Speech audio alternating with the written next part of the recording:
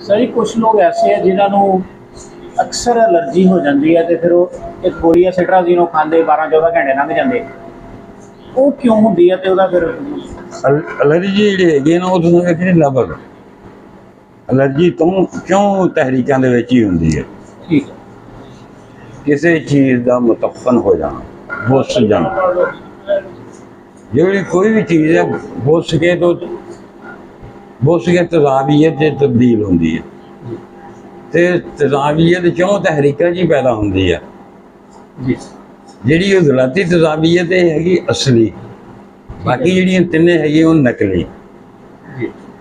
ਉਹ ਜ਼ਲਾਤੀ ਦੇ ਵਿੱਚ ਤਜ਼ਾਵੀਅਤ ਜਿਸਮ ਦੇ ਵਿੱਚ ਕੁਦਰਤੀ ਜਿਹੜੀ ਅਸਲ ਤਜ਼ਾਬ ਆ ਉਹ ਵੱਧਦਾ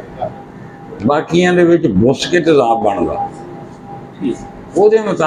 ਮੁਤਾਬਕ ਵੇਖੋ ਵੀ ਕਿਹੜੀ ਇਹਦੀ ਤਹਿਰੀਕ ਆ ਜਿਹਦੀ ਵਜ੍ਹਾ ਤੋਂ ਇਹ ਤਫਨ ਪੈਦਾ ਹੋਇਆ